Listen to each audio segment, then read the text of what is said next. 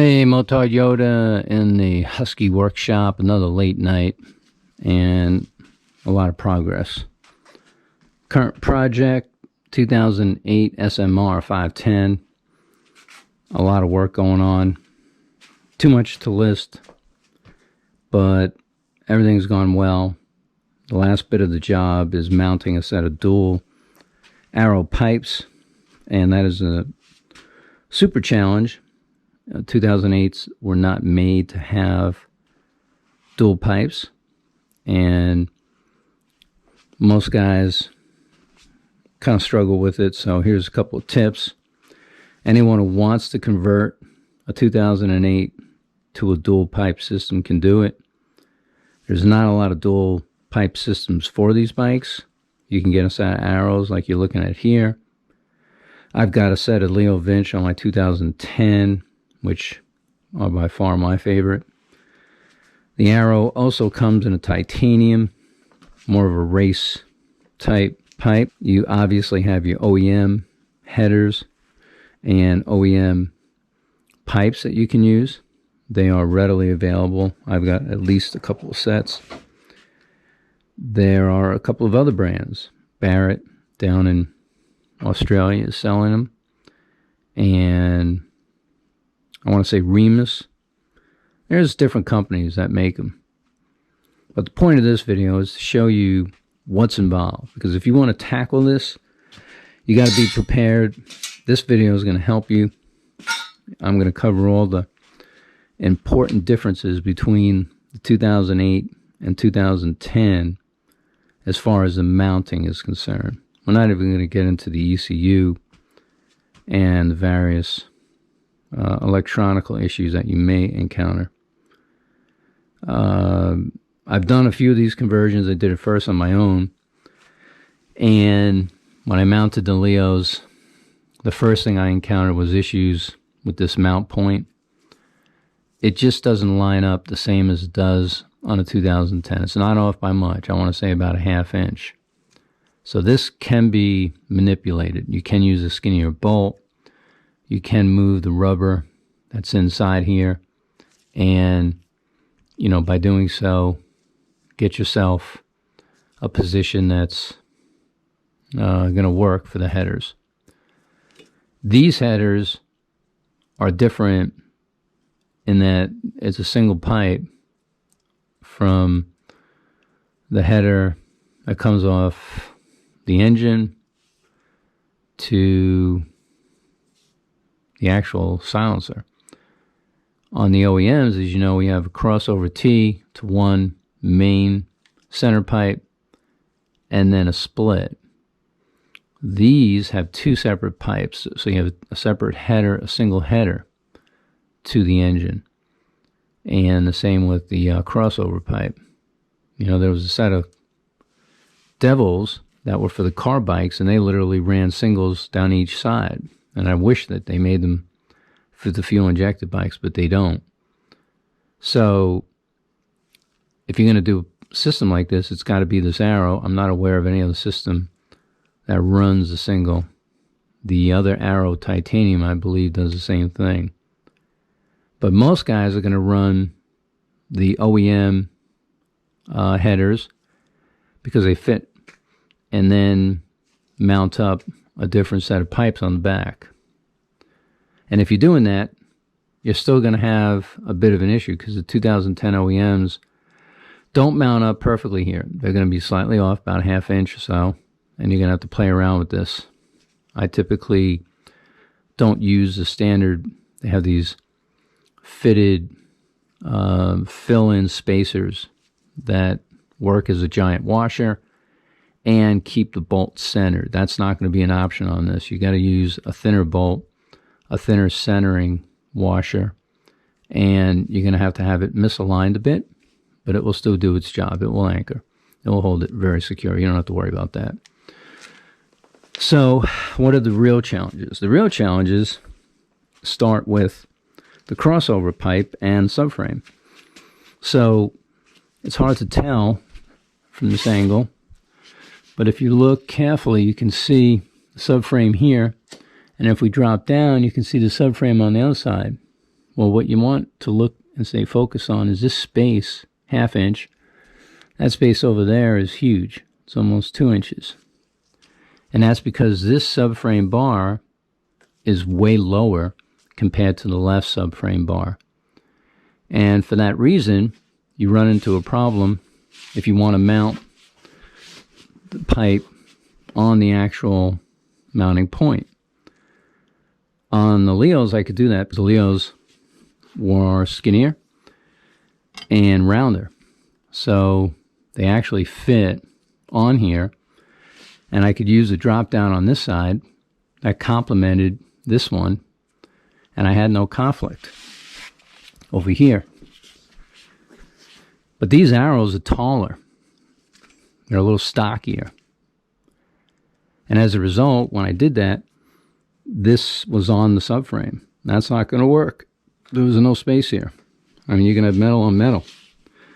I had the same issue as I had with the Leos, in that I was cutting into the airbox.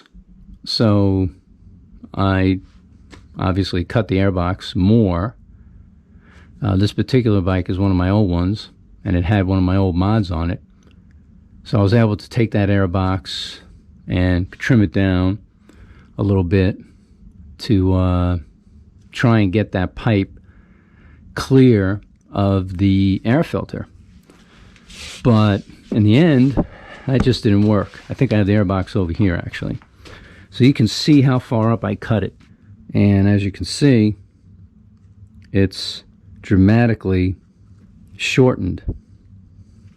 So you got your airbox off, you got your subframe off, you got all your pipes and headers off. Once you got all that off, then you got one of two choices. If it's one of the systems I know, I can advise you, but I can tell you right now that if it's this one, the arrow that you can readily buy, a lot of guys are selling them over in Italy. All you need to do is get the 2010 airbox. Now, once you get the 2010 airbox, the two mount points for the fender will be the same, and that means that you have to get the 2010 fender.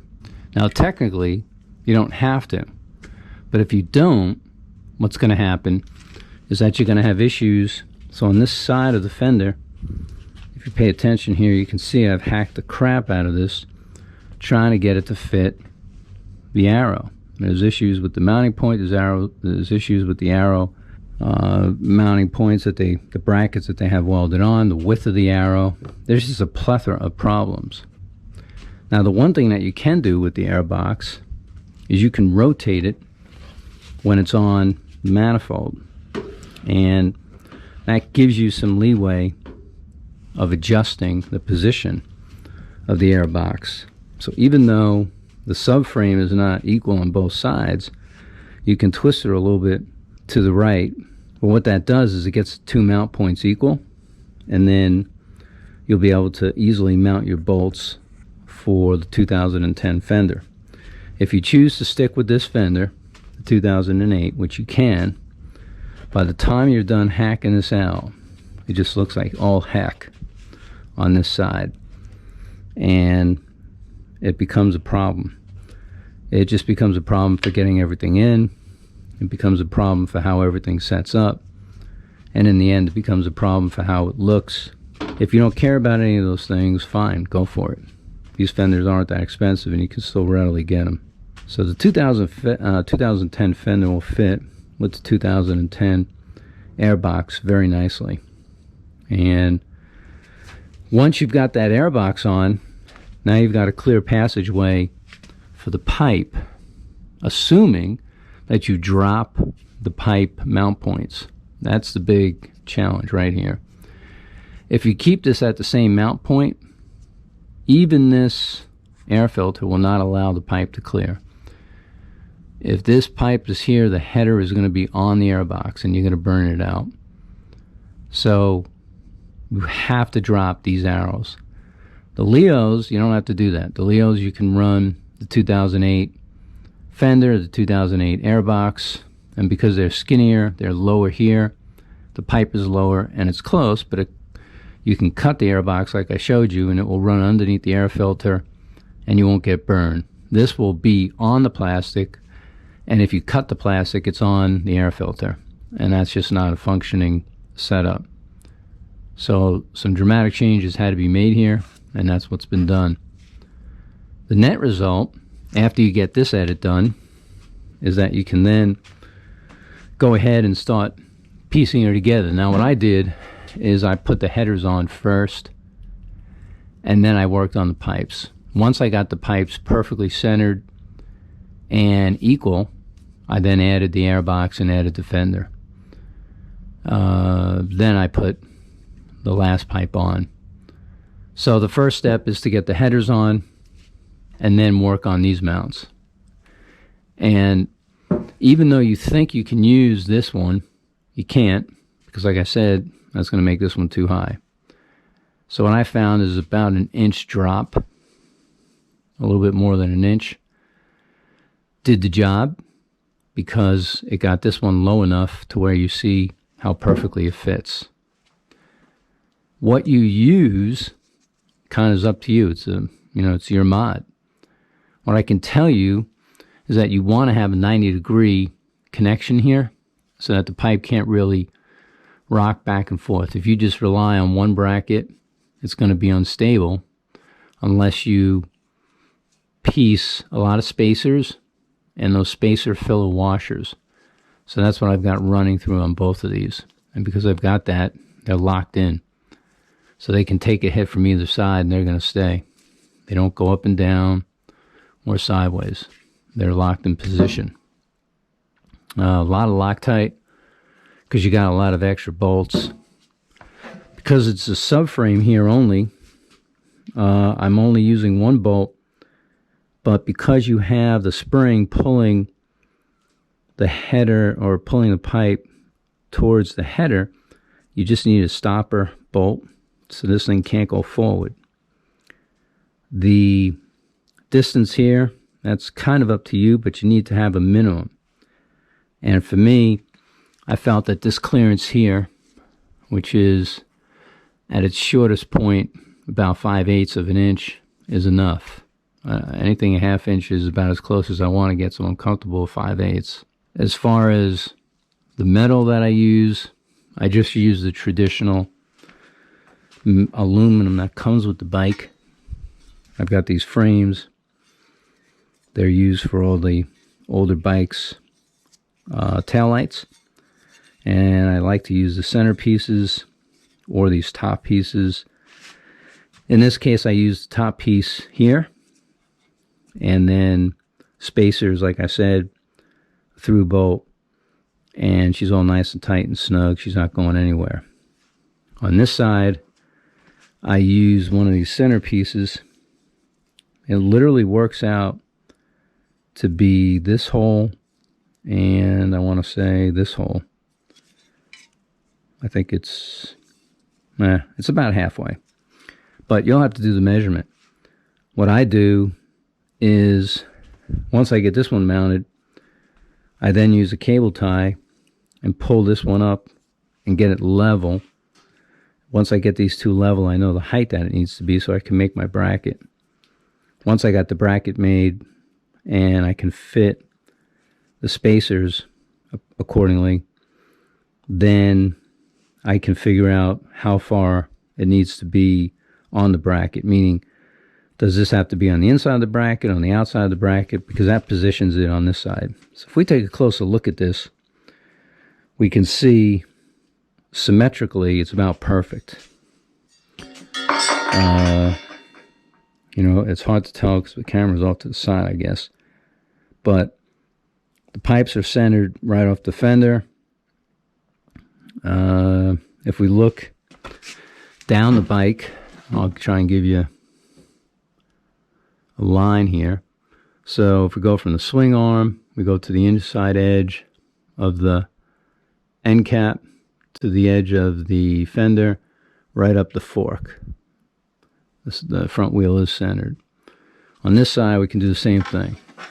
So if we go from the swing arm to the inside of the fender, to the inside of the end cap, to the fender, to the fender and then up to the fork. So these lines look good. If we look at the position of the tail light, she looks pretty good, centered. If we look at the air box, it looks a little askew, and it is because the right side is lower. But because it's flexible and because you can turn the air box a little bit, it's a little turned, not going to be a dramatic, nothing really noticeable, but you can, with a spacer, fill in the gaps and get it equally balanced when you run those bolts up for the fender. So that's what's happened here. And ultimately, the test to see is to just put a level on her and get a read for what we've got. I don't think we can do it this way, really, because the taillight's in the way, but we can do her upside down. And if I just hang her on the edge of each pipe, and then we zoom in on the level, I think you can see right there. I'm trying to give you the proper, I think you should be able to see that that bubble is right about in the middle. My fingers are literally right on the edge of the tailpipe. So she's level. And then another test you can do is just pick this, ruler up, and if you measure it, let's see here, we got inches. Well, I guess it's inches on both sides. I was going to give you European guys some centimeters, or 31 7/8. Okay, now let's look at this one. It'll be right at 31 7/8. So 31 7/8 on both. I don't know how much perfect it can be. She's on a lift, so we know she's centered or level. We've got perfect measurements to the ground for each pipe. We've got them level this way. We got everything about as perfect as you can be when you consider that this is a 2008 and it's not supposed to have dual pipes. So I'm happy with how this has come out.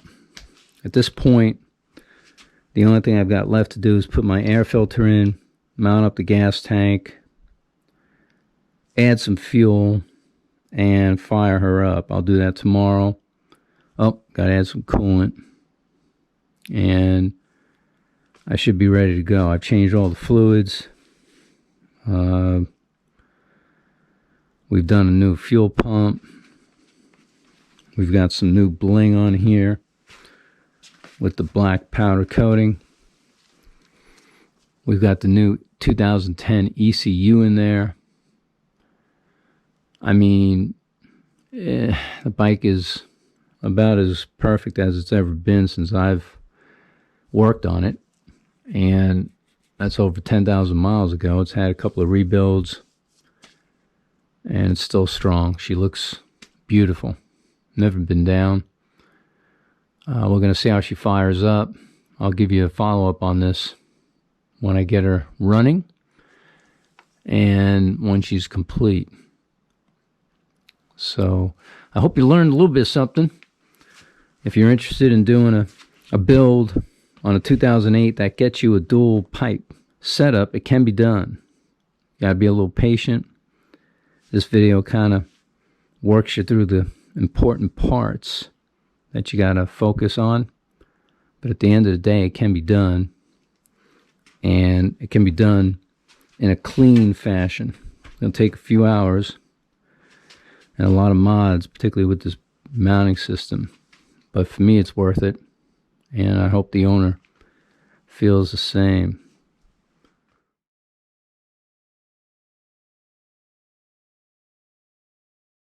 Definitely not barking anymore. I mean, it's scary. So until next time, I'll see you out there on one wheel.